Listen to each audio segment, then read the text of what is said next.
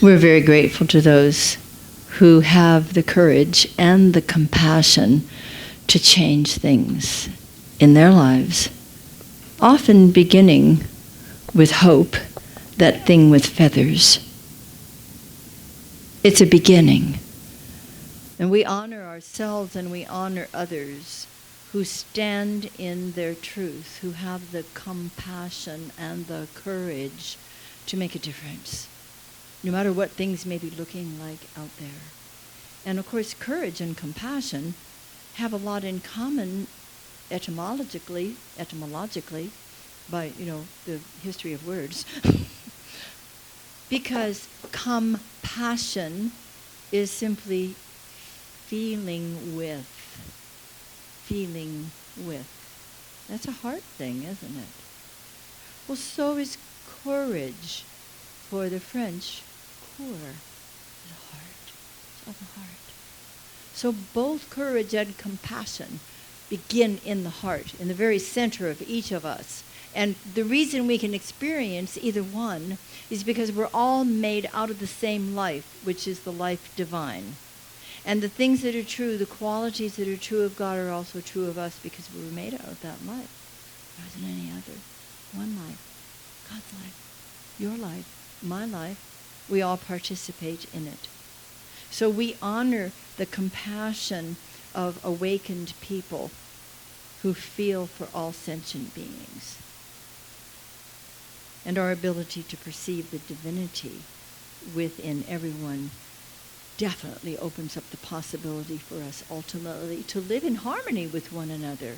Harmony with one another, not conflict, not greed, not trying to get, not ego, but heart-centered living. That's what this is about. This spirituality in action is the theme, the Centers for Spiritual Living theme for this year. And the theme, the Centers for Spiritual Living theme for May has been care for the poor. And we've spoken a great deal about what that truly means, because remember, Jesus said the poor shall always be with you. And he didn't necessarily mean people who were hungry, although that's included, but more in terms of those who have not yet awakened to the richness of our consciousness, where all things are possible to all people regardless. And that it's the work we do within ourselves and for each other, lifting each other, that brings us to a higher level of consciousness, all of us together. And as we do this, we have this beautiful sense of satisfaction that we're lifting one another. And of course, the value for the month has been compassion. And I recommend we don't stop with this month being our value of compassion, so that we truly can see through other people's challenges and even their behaviors and sometimes their words, so that we feel with them on the deepest level. And truly, that means experiencing that we're all one in the one life. And that God and sin is a synonym for love and vice versa. And so you and I are made out of the basic substance of this universe, which is love. And if we can see beyond, if we can see through, and we can when we set that intention and apply ourselves to do it, and we can see, oh, your love standing there. We are one in this consciousness. Then we establish harmony in the world. Step by step, one piece at a time. Sometimes you just have to come and hug your mom before you go back to play with the kids, you know? That's heart-centered too. Now, we don't see God as Father in the sky, looking over our shoulders to see if we're doing it right, keeping track in a big book. I don't know if anyone here grew up with a God like that. I didn't. Thank you very much. And yet I have compassion for people who did grow up in a consciousness that I'm here and God's somewhere else, and judging me and punishing me. Thank God I grew up in this philosophy. So I thought when I came in, I think I must have made some sort of a deal. Make the spiritual part easy, please. Help me understand some basic principles right away. Help me remember what we all know before we arrive here on earth, and then we forget because of all the things that we're taught that are that nincompoopery. We're getting over it by recognizing the truth of our being. So when we recognize that we are all one in this precious life, and that we can make a difference in not only our own lives, but other people's lives, and that we are that love, that's the basis of it. We are creating heaven on earth. And of course, our mission is to co-create a world that works for all. And where does that begin? It begins, of course, with ourselves. Mother Teresa said, if we have no peace, it is because we have forgotten that we belong to each other. We belong to each other. If we really get that we belong to each other, how could we possibly want to harm another person? We really get on the deepest level that we are all in this together. If we had gotten these, see, our evolution as a human race continues. It continues. And if we had gotten that idea that we belong to each other a long time ago, there might not have been a civil war. We didn't get that yet. You know what? We haven't gotten it yet. But aren't we moving in that direction? It starts with a little hope, the thing with feathers. Wasn't that Emily Dickinson? Hope is a thing with feathers. It's a start. It gets us at least on board with the idea that we can make a difference. And His Holiness the Dalai Lama said, love and compassion are necessities, not luxuries. Without them, humanity cannot survive. A few of us went to our Islamic center here Tuesday night, to which we're always invited each year for the breaking of the fast, Ramadan. And it's a beautiful experience. These are our friends, and they come here for some events as well. And Muhammad, well, his name is Muhammad. I don't know if he's the real one or not, but he's a dear friend. And they always invite us, and a few of us went, and we always honor them by, when it's prayer time, the women typically will put on a scarf, and we don't need to, though. They don't mind if we do or if we don't. They're just happy that we're there. And we have a beautiful speaker, always, a very erudite and real, authentic person who shares with us a little bit more about what truly is in the Quran. And we're greeted with love, and we have a little snack because they haven't eaten all day. And then we go upstairs and we pray together if we wish to, and then we come back down to a feast. And that's always wonderful. You know, if more people would just sit down and have a meal together, it could make a big difference in how we all just get along in this world. And it's a beautiful experience. So the few of us who were there, and here's a couple of you, you were there, and you were there. Yep, there were about 4 of us. We were sitting, having our wonderful feast, sitting across the table from a few women who converted to Islam, and they were former Roman Catholics. And it was so sweet talking to them and listening to their journey, and how for them it was an appropriate transference of their faith. And they were beautiful women. Oh, they were dressed beautifully too. And it was lovely to open our hearts to each other and share about our basic, significant beliefs and ideas. If we will listen to one another and hear what floats our boats spiritually and honor that in each other, eventually this can be a world of harmony.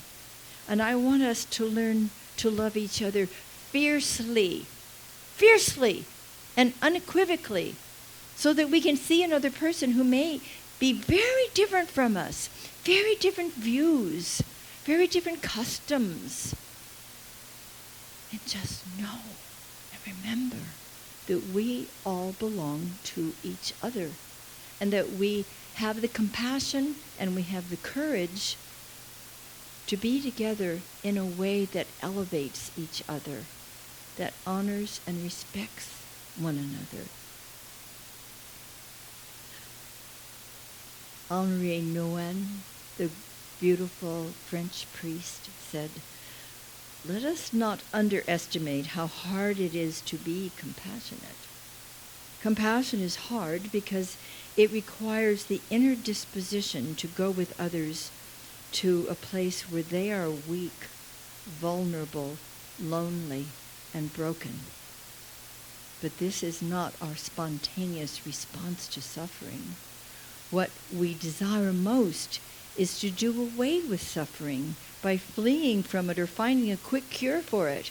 It takes courage to stand in the compassion, to be there with the person." Next week, Reverend Mike and I will be in San Francisco.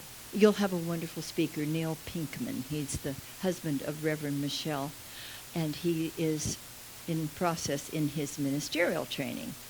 So be kind to him. You will have a wonderful lesson. So while we're there, the reason that we're going is that I'm going to be officiating at the life celebration of a very beloved friend. She was one of my very first members in my very first church in Alamo, California. And had Maggie hung on until November, I would have gone to her 100th birthday celebration. But she decided she didn't need to wait that long. So I recently heard a song called The Broken Ones, and it starts out with Maggie. I like that.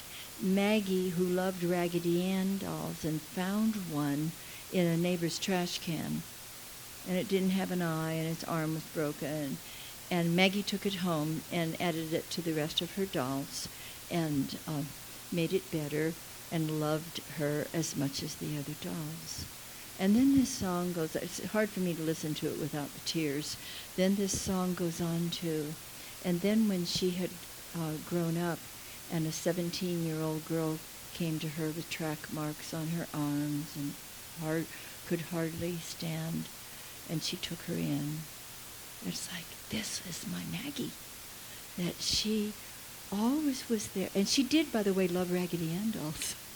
The sweetest, dearest, most wonderful person, just adorably sweet and strong, because she would be there for the broken ones. She had both the compassion and the courage. She and her beloved husband, Phil, who passed away about 3 years ago, raised their grandchildren, 2 grandchildren who now are beautiful, wonderful adults who would not have made it so wonderfully without Maggie and Phil. And so Maggie, this very sweet lady, and her husband Phil, huge man, ex-Marine, booming voice, a mush inside, just like Maggie. But the 2 of them together brought their great caring to the world in so many ways. And so it's an honor for me to be there with them and with the family. In fact, when I was their minister, I did memorials, christenings, well, marriage is usually first, not always, and christenings. We even did a mortgage burning.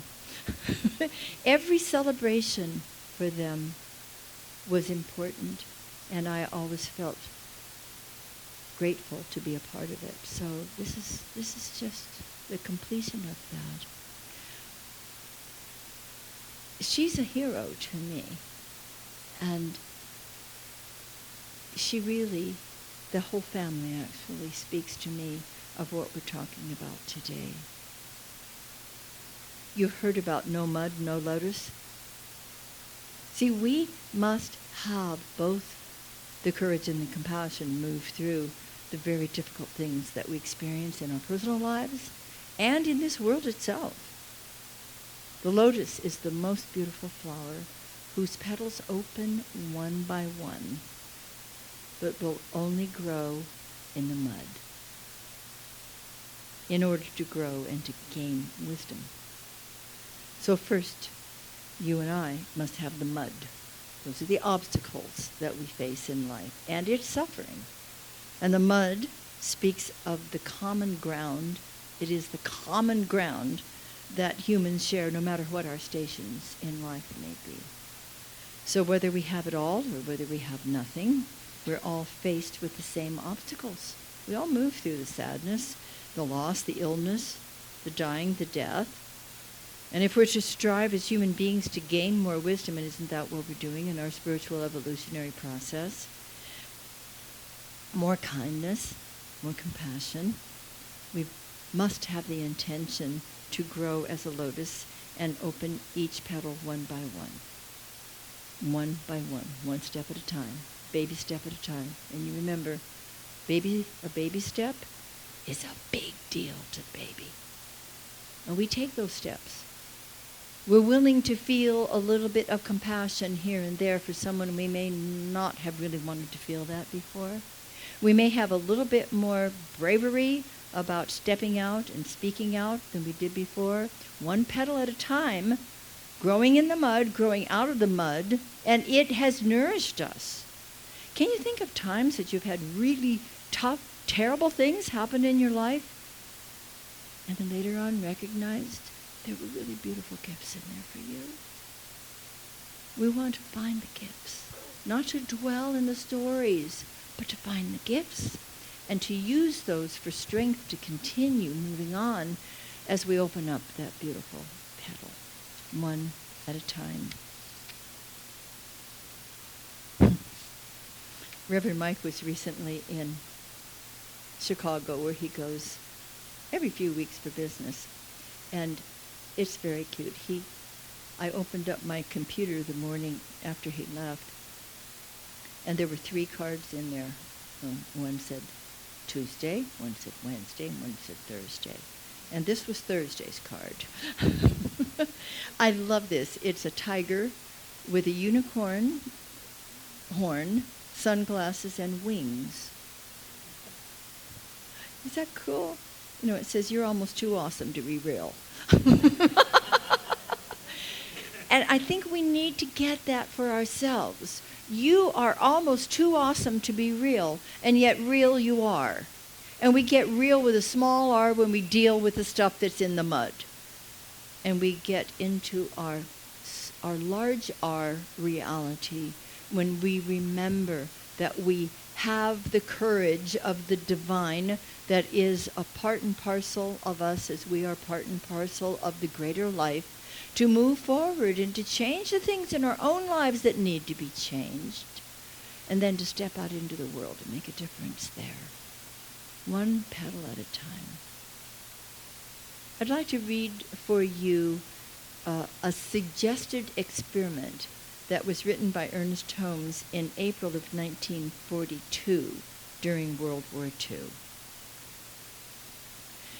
During the trying times through which we are passing, it is but natural that we occasionally find ourselves caught in the meshes of mental depression. There are moments when we feel as though the whole world were holding its breath, tense with the expectation of evil tidings. Here is a wonderful opportunity for those of us who believe in spiritual power to try a simple but effective experiment. You may call this psychology, metaphysics, faith, prayer, new thought, or old thought. There is nothing in a name. The only thing that matters is, are we obtaining the desired results? And do we believe that there is a law of mind and spirit which can bring greater peace, comfort, and joy into our experience? If we do have this conviction, and if we have added to our spiritual faith the knowledge that there is a scientific principle of mind which may be consciously applied for any human need, then we're ready to make the experiment. I suppose each must do this in his or her own way, since no two persons are alike. I can merely suggest to you a way which has been effective in my own life during the last few months. I've been making it a habit to spend a few moments every day making the following declaration. I am filled with inexhaustible energy of life. I am filled with limitless enthusiasm for living. There is a deep calm at the center of my being, which is undisturbed, which is forever at peace with the universe around me. I know that the power of good will prevail, and that it is being worked out now in the minds of men and women everywhere. It's a divine pattern of freedom, protection, and cooperation for all people. I know that no thoughts of doubt or depression can enter my consciousness. There is nothing in me that receives them. I live in the buoyancy of spirit. I love that. Live in the buoyancy of spirit. There are no doubts in my consciousness. I have an ever-deepening appreciation for all people, an ever-deepening sense of gratitude for the knowledge that the spirit cannot be assailed. I know that good is finally going to come to everyone, and that all problems will be solved. Neither fear nor self-pity can operate through me. I am alive with life, with joy, and continuously upheld by a deep, unshakable conviction that there is a presence and a power and an intelligence in the universe which is working out a perfect pattern for human conduct and relationships. I rest in peace, in joy, and in love. I know that this is not only true for myself, it is true for every person who lives.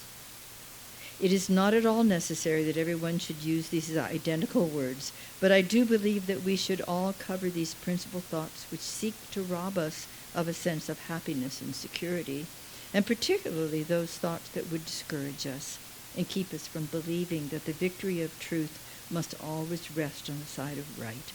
If fear is contagious, faith is even more so, because it is more natural to have faith than it is to be afraid. We can never believe that a negative viewpoint has the same power as a positive one, or that evil is equal to good, any more than we can believe that darkness can obliterate light. It is the light that destroys the darkness, and we must see to it that our consciousness is filled with light. Fear is a habit of thought, and it creates a subconscious mental pattern which repeats itself with monotonous regularity until the light of truth displaces fear with faith. Faith, on the other hand, rightly cultivated, will repeat itself with buoyant regularity. Both fear and faith are habits of thought and can be cultivated. So let's cultivate it. Will you say with me, I am unmoved by external energies. I remain steadfast in my love. I include every sentient being. Each is an authentic expression of spirit. And so, my beloveds, beginneth our lesson. Thank you.